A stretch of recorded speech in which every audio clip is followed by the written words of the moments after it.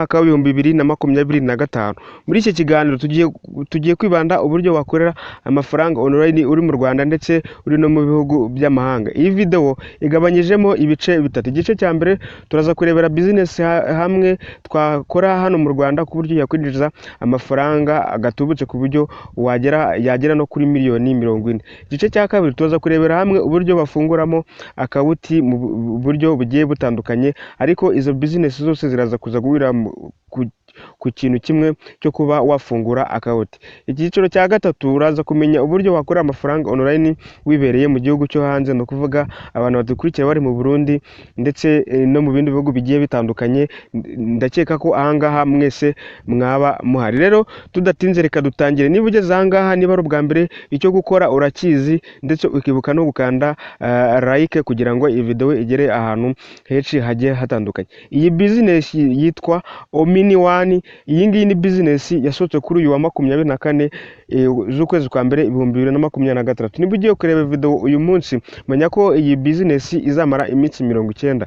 Ikaba yaratangiye ku tariki 24 z'ukwezi kwa mbere, ikaba izamara iminsi 90. Rero hari uburyo bwinshi bugiye butandukanye, cyangwa se ama VIP, cyangwa se uburyo wagoramo product mu buryo bugiye butandukanye kugira ngo ujye ubona amafaranga uzajya winjiza ku munsi. Iyo utumiye nta kintu baguhereza, kuko iyi ngiyi nta buryo bwa referral burimo. Kugira ngo rero ubonere, kuraza gukanda muri description y'iyi video, cyangwa se urebe muri comment ya mbere. Ahangaha turaba twayipininzemo. Bidatinze, ubaye utanyuzwe uraza kunyandikira kuri iyi numero 0722294455. Ahangaho ni kuri WhatsApp, unyandikiye naza kuza nabwo kugufasha. Rero VIP ya mbere uratanga amafaranga 5000. Nutanga amafaranga 5000 uzajya winjiza amafaranga 1000 ku munsi. Ubwo ngubwo total revenue yayo, cyangwa se igiteranyo cyayo uzaba winjije mu gihe cy'iminsi 90 azaba ari 90.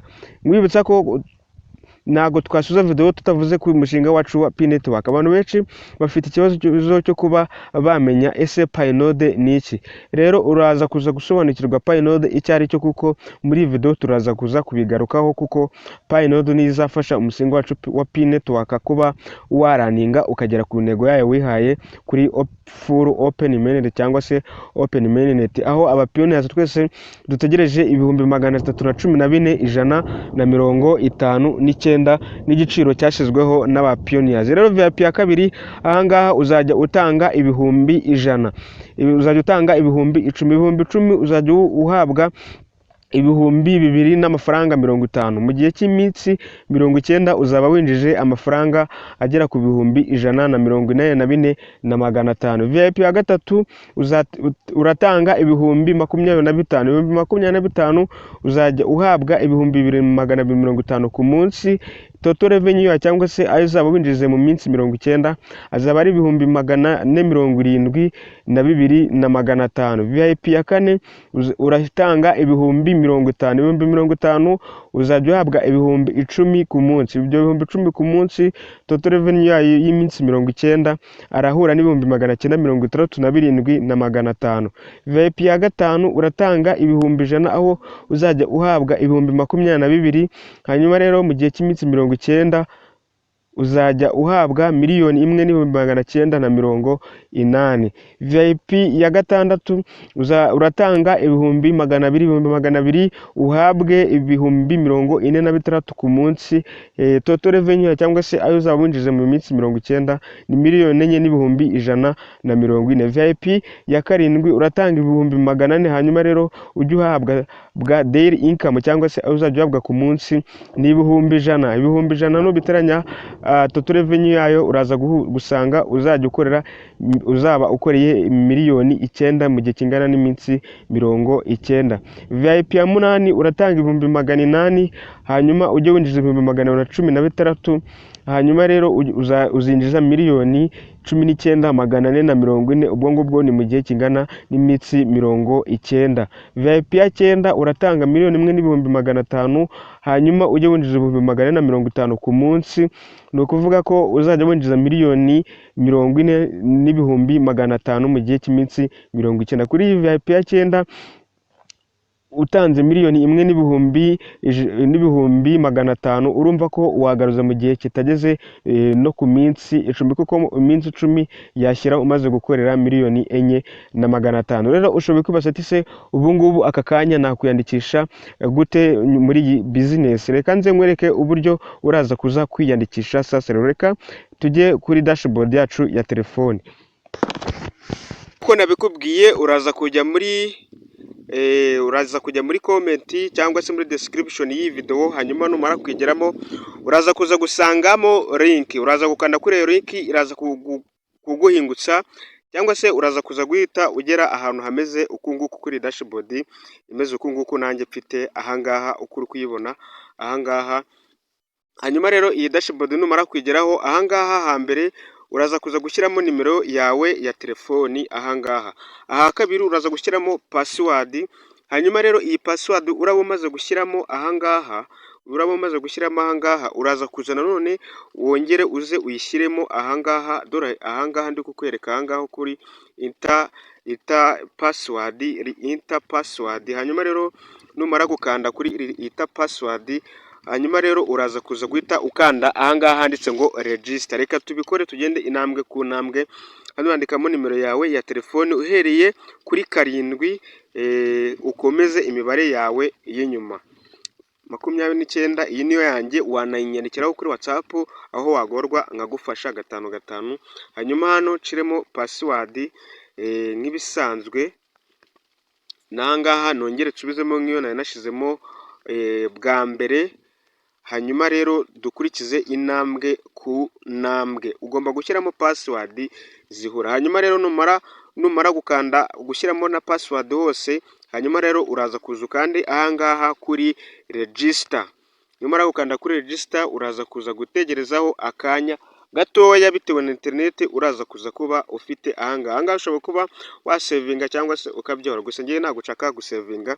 Uraza kuza guhita uhingukira kuri dashboard imeze uku nguku uri kuyibona ahangaha gutyo nk'uko uri kwibona ahangaha dashboard imeze gutya. Hano bari kukubwira ngo hano harimo amakuru agiye atandukanye ahangaha avuga kuri iyi business.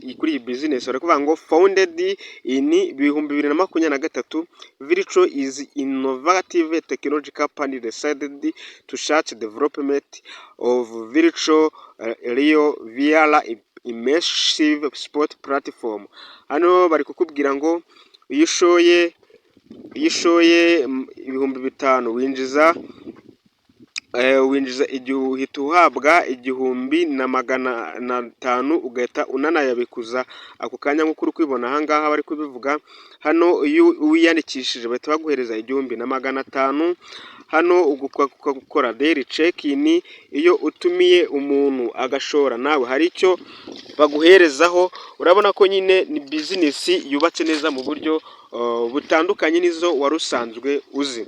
Hano bakakubwira ngo product uguze ako kanya ntago bahita bayiguhera profit yayo, kuko itangira kubara mu gihe kingana n'amasaha 24. Bivuze iki? Iyo umaze gushora uhabwa bonus cyangwa se utangira kwinjiza amafaranga nyuma y'amasaha 24. Rero iyo umaze gukora ibi ngibi byose umaze kubibona ahangaha, uraza ugahita wikandira kuri aka gafresh karimo ahangaha, dore aha. Hanyuma rero ibi ngibi bikavamo. Hanyuma rero urabona ko yayandi y'ikazi ahangaha bayamaye, ariko kugira ngo nyabikuze biransaba kugira ngo nkore deposit y'amafaranga runaka. Rero uburyo ukora deposit, uraza ahangaha kuri recharge. Dore ahangaha kuri recharge, reka nze mashyire akamenyetso kugira ngo uhabone neza cyane. Uraza hano kuri recharge, hanyuma rero ugakandaho. Wamara gukanda hano haba hari ibicuruzwa bigiye bitandukanye nk'uko uri kubona. Hano hari 5,000, hano hari 10,000, hano hari 25,000, hano hari 50,000, hano hari 100,000, hano hari 200,000, hano hari 400,000, hano uri kubona ko hari 800,000, hano hakaba na 1,500,000. Uko uwifite ahangaha niko ushora. hanyuma rero tuvuge ko ugiye gukoresha investment y'ibihumbi 25, uraza ugakandaho gutya, hanyuma rero ahita aza akiyandikamo hano hasi nk'uko uri kubibona ahangaha. Iyo yamaze kwiyandikaho uraza nta kindi ukora, uraza hano kuri aka gafureshi cyangwa se aka kavi kari aha ugakandaho kugira ngo uhitemo banki. Iyo umaze rero kugakandaho umaze guhitamo banki uhita ukanda hano kuri confirm. Iyo umaze gukanda kuri confirm urategereza gakeya bikirodinga bitewe na interineti uraba ufite. Iyo ugeze ahangaha urabona ko bari kukubwira ngo ugiye kwishyura amafaranga ibihumbi 25, bakakubwira ngo hitamo uburyo ushaka kwishyura. Ese urashaka kwishyura ukoresheje MTN?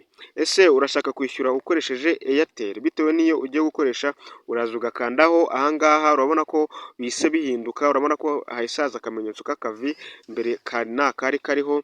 Hanyuma rero hano hasi uraza ugahita ushyiraho nimero wakoresheje ufungura, ndetse ari nayo uzajya ukoresha mu kubikuza ndetse no kohereza. Iyo ugiye koherezaho aka kanya akaba ariyo uzajya wifashisha mu kubikura, cyangwa se nawe ushobora kumbwira ati fasha unkorere deposit, hanyuma rero ukamiriza amafaranga kuri momo yanjye nkayagukorera. Ahangaha nagukorera deposit, ahantu uba ugomba kubikuriza niho uba ugomba gushyiramo nimero yawe ya telefone. Gusa ushyiramo nimero yawe ya telefoni ahangaha ugiye ufiteho amafaranga ugiye gukora deposit. Hanyuma rero uyandikamo uhereye kuri 0 uhereye kuri 7 ugakomeza. Reka aciremo n'ubundi ya yindi tuziranyeho nashyizemo 2 1 29 4 4 5 5. Iyi ngiyi mwibutsa ko wanayinyandikiraho kuri WhatsApp, niyo nkoresha. Ikibazo wagira cyose nkagufasha kuba wagisubiza cyangwa se kuba wagisubizwa. Hanyuma rero uraza kuza uhita ukanda ahangaha kuri confirm. Numara gukanda hano kuri confirm urategereza gakeya. Ahangaha turi gukora deposit nk'uko uri kubona ahangaha. Uraza kuza hano ukande kuri next step, hanyuma numara gukanda kuri next step, hanyuma rero uhita ukanda ahangaha ngo kuri finish. Ubwo ngubwo biraba byarangiye, nta kindi kintu urahita ukora. Uraza kuza uhita ukanda ahangaha kuri click to pay, hanyuma rero barahita bagukiza muri dashboard yawe ya telefoni. Iraza kuza kuba iriho imeze uku nguku. Hanyuma rero uhite ushyiramo password. Numara gushyiramo password, ako mwanya urabona ko amazina ari ayanga bana yakweretse. Ushoboye kugenda bakakwereka ayandi, ariko baraza kuza kukwereka amazina. Uraza kuza kuboherejeho ushyiremo password. Numara gushyiramo password amafaranga yawe arahita agenda. Rero iyo amafaranga amaze kugera muri iyi business cyangwa yamaze kugera muri company, reka dusubire inyuma nkwereke ahantu uhita uza ugahita ugura product kugira ngo ibintu bigende neza. Uraza hano ugahita ukanda kuri product nk'ibisanzwe. Hanyuma rero bitewe wabonye ko twaguze umugabane w'ibihumbi 25, uraza ahangaha ku 25 ahangaha nk'uko uri kuhabona hano mo hejuru mo ahangaha ibihumbi 25. Hanyuma rero ugahita ukanda ahangaha kuri buy. Iyo umaze gukanda kuri buy bahita bakubwira ngo kanda hano kuri confirm. Uhita ukanda confirm akakubwira ko amafaranga mu gihe cy'iminsi 90 nk'uko twari twabivuze mu ntangiriro z'iyi video,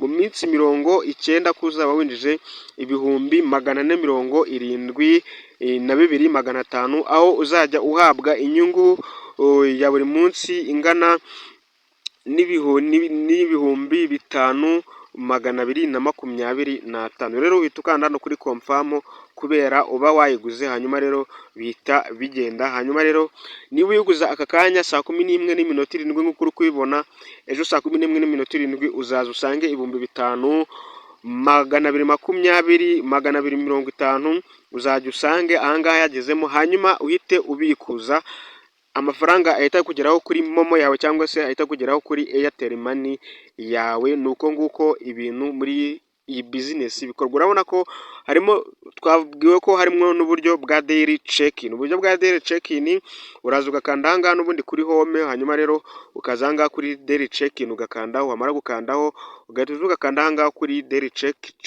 check-in.